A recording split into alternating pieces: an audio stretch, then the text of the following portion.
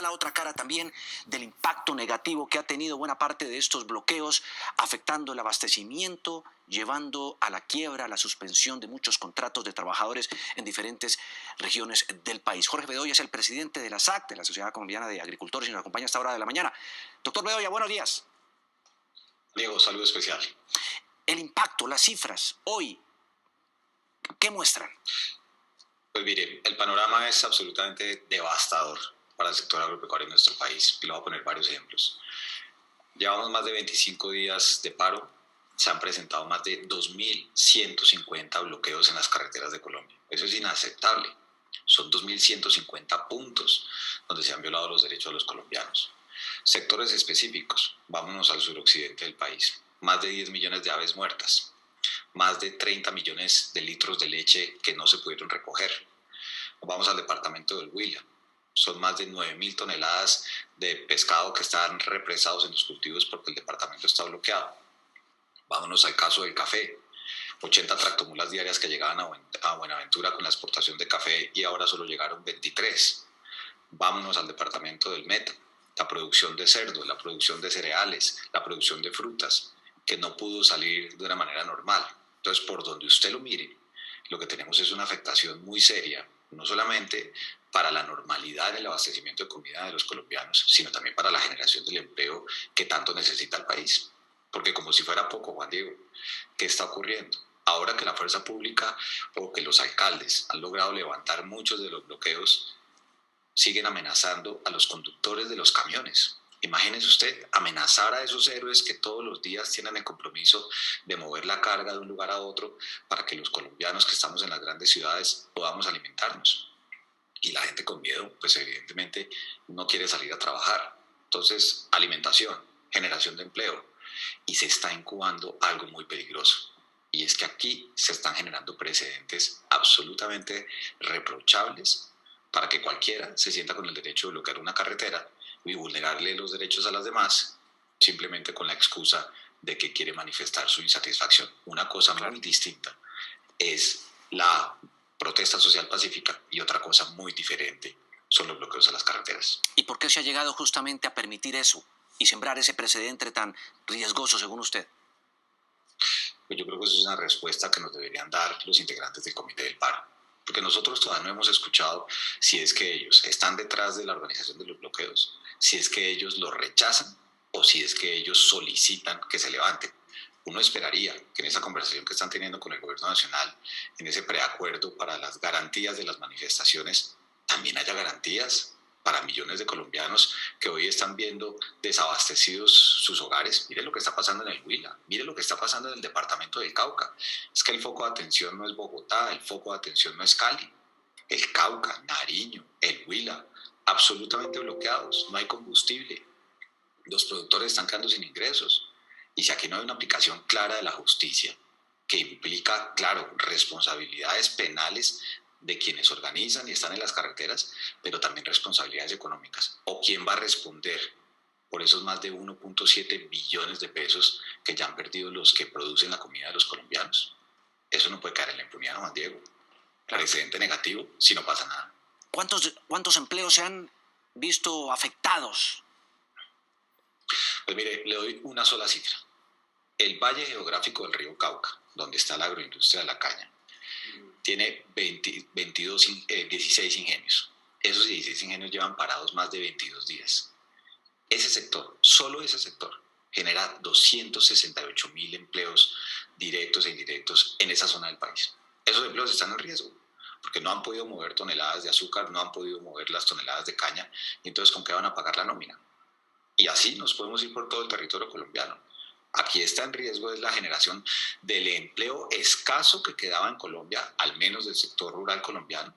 Y no solamente eso, las dificultades para producir la comida hacia adelante. Le pongo otro ejemplo.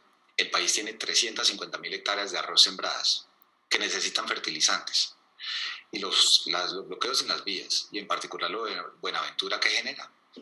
La imposibilidad que el fertilizante que necesitan los productores de arroz llegue de una manera normal. Eso podría significar una menor cosecha de arroz hacia adelante. Y así le tengo el ejemplo de la avicultura, de la porcicultura, de la acuicultura. Entonces, no solamente es si hay bloqueos o no en las carreteras, es lo que puede generar hacia adelante en materia de la normal alimentación de los colombianos, que el año pasado el sector agropecuario cumplió a cabalidad, porque aquí no faltó la comida. Se ha roto la cadena de producción. ¿Y qué implica eso? Se ha roto la cadena de producción. Vámonos al caso de la proteína de origen animal. Cuando usted deja de recoger 30 millones de litros de leche en 22 días, pues ¿qué ocurre? El ganadero no recibió un pago por su leche porque la tuvo que derramar. ¿Con qué va a pagar los créditos ese pequeño ganadero? ¿Y cómo va a poder renovar su hato o simplemente tener las adecuaciones que necesita para que sus vacas sigan dando la leche que necesitan?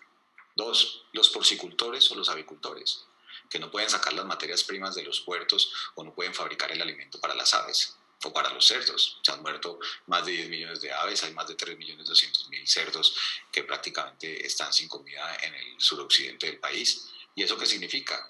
No hay cómo vender esos productos y por lo tanto no hay cómo pagar los créditos. Hacia adelante pueden quedar siendo inviables esos productores. Nuestros productores de café, que hoy estarían gozando de un gran precio internacional y de un dólar muy favorable, y como consecuencia de los bloqueos, pues no todo el café que se debió exportar se exportó, y eso genera menores ingresos para los productores. Y en el departamento del Huila, los acuicultores, que pueden perder más de 20.000 empleos porque no tienen comida para sus alevinos y tampoco pueden sacar los pescados de los cultivos. El detonante, ya es bien sabido, fue la reforma tributaria que fracasó del gobierno nacional. En esta nadie discute el qué. Había programas sociales muy beneficiosos para los más pobres del país, pero lo que sí ha generado mucha pregunta e inquietud y rabia es ¿quién la paga? ¿La clase media o los empresarios? ¿Cuál es el aporte que están dispuestos a hacer ustedes, los gremios? Pues mire, lo hemos dicho desde la SAC, lo hemos dicho desde el Consejo Gremial Nacional, se lo dijimos al gobierno nacional antes de que radicara la reforma pasada, y es que aquí debemos tributar los que más tenemos, tanto personas naturales como empresarios, y por eso sobre la mesa está el tema del impuesto de renta corporativo, el tema del impuesto al patrimonio, o sea, una serie de medidas que contribuyan a que quienes tienen más paguen más y beneficie, por supuesto, a los más vulnerables. Entonces uno dice, bueno, ya el gobierno retiró la reforma. Ya el mismo presidente de la República anunció que no iba a ir en la reforma. Él mismo lo dijo. No se va a incrementar el IVA para los bienes y servicios. Se van a mantener las condiciones de IVA para los demás productos. ¿Qué quiere decir eso? Y confiamos en que el texto que nos presente al país el ministro de Hacienda, José Manuel Restrepo, lo confirme, que se van a mantener el régimen de exentos, que no se va a poner IVA a todo lo que afecta al sector rural y por ende a los consumidores del país. Entonces, eso ya no debería ser un detonante. Pero además, una cosa, Juan Diego, es que la gente salga a manifestarse porque el desempleo de los jóvenes y las mujeres es extremadamente alto. Eso es totalmente entendible y claro que hay que hacerlo, pero de manera pacífica. Pero uno no puede ligar a que los bloqueos en las carreteras, 2.100 bloqueos en 25 días en todo el país, estén asociados a manifestaciones que son pacíficas, porque los bloqueos no son pacíficos y están violando la ley. Entonces, la insatisfacción social es totalmente entendible porque el país tiene una situación muy compleja y hay que, entre todos, atacarla y resolver los problemas de desempleo, de inequidad, hay que cerrar las brechas, pero eso no justifica para nada los bloqueos en las carreteras. Por eso yo sí creo que los del Comité del Paro deberían ser claros con el país. ¿Están organizando los bloqueos? ¿Están motivándolos? ¿Los rechazan? ¿Solicitan que se levanten? Porque esos bloqueos están acabando con empleo que ellos mismos dicen defender. Eso sería un contrasentido. La CGT de Antioquia hizo un llamado precisamente a los que están bloqueando las vías para que no lo hagan más, porque eso está afectando a los trabajadores. ¿Cómo interpretar eso que están expresando también algunos sindicatos, por lo menos en las regiones, mientras hay otras negociaciones y otros acuerdos y acercamientos entre diferentes grupos y el gobierno? Pues porque es que se está empezando a perder el empleo como consecuencia de los bloqueos. Y esos empleos son empleos formales. Es que piense usted en un conductor de un camión que le vandalizan el camión o que lo amenazan para que no vaya a trabajar. Él vive de eso y él quiere trabajar y necesita trabajar. O cuando amenazan a los trabajadores de las granjas avícolas y porcícolas para que no vayan a sus puestos de trabajo porque se tienen que unir a un paro. Eso es empleo de jóvenes que se está vulnerando y perdiendo. O si los productores de aguacatejas no pueden sacar sus mercados por los bloqueos a los mercados de exportación, en las empacadoras de aguacatejas la gran mayoría de colaboradores son mujeres jóvenes. Y las mujeres y los jóvenes son los que mayor tasa de desempleo tienen. Entonces, qué bueno que haya ejemplos como el de Antioquia, y ojalá tengan un poquito de conciencia y hagan un llamado y lo rechacen, porque en esto uno no puede quedarse callado como diciendo, hombre, no, es que los bloqueos sí son buenos. No, los bloqueos están violando la ley. Y yo lo reitero, Juan, es que claro que hay una insatisfacción, hay un problema de inequidad, hay un problema de pobreza, hay un problema de desempleo, y eso es lo que hay que atacar. Pero eso no justifica los bloqueos en las carreteras. Alguien decía el otro día, es que se tienen que incomodar un poquito.